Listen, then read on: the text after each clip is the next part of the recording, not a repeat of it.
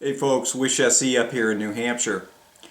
I've had multiple requests for the subject that we're going to discuss today, and generally I've just stayed out of it because I think it's somewhat silly.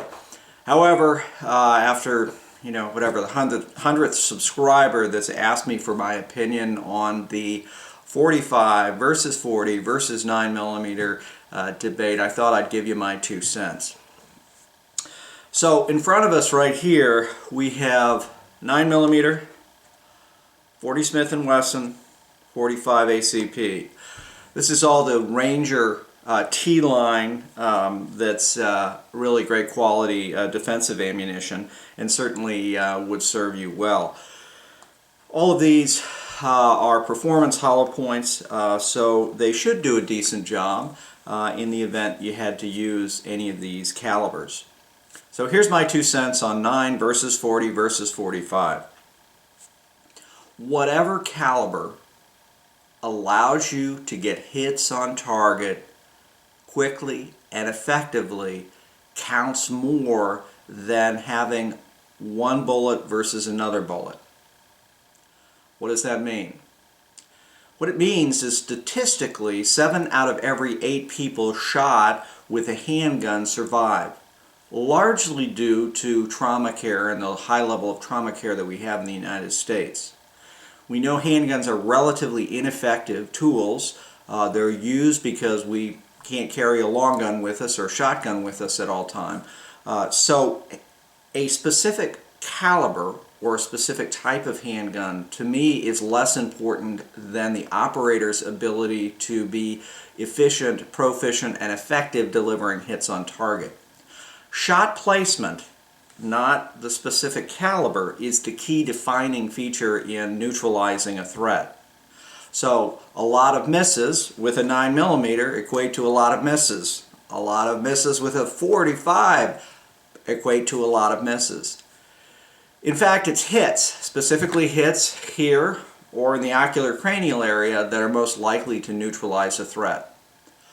I started shooting 45s, 1911s, because I just love that platform. I still love that platform. I think it's an excellent one. I then went to 9s. Guess what? I can shoot a 9 faster and more accurately than I can shoot a 45. Not because the 45 isn't an awesome caliber, but because I've got really small hands and I've got a handicap with my left hand, which doesn't allow me to do what I need to do to really mitigate the recoil and control that gun so I can bring the front sight back where I want it and get the hits. I then ran 40s for a long time, and I think the 40 cartridge is an excellent caliber. Again, what I found was that I shot the 9mm faster and more accurately than a 40. Would I want to get hit with any of these cartridges? Absolutely not.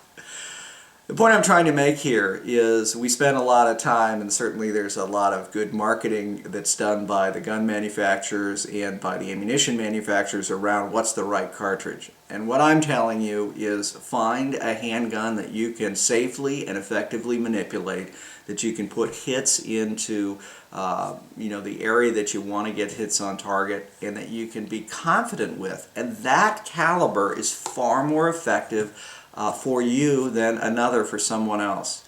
To me, it makes no difference whatsoever. What I shoot is 9mm. Why? I'm more effective with it.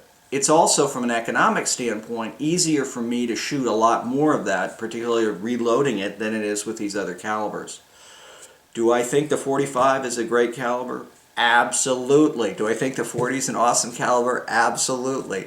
So whatever gun with whatever cartridge and caliber that works for you and allows you to get hits on target safely and effectively is a great caliber. Bottom line, you need to practice with whatever gun you're using, and you need to really have that level of confidence based on your proficiency that you can get hits on target safely and effectively. So that's my 2 cents. Thanks so much for watching, and as always, stay safe.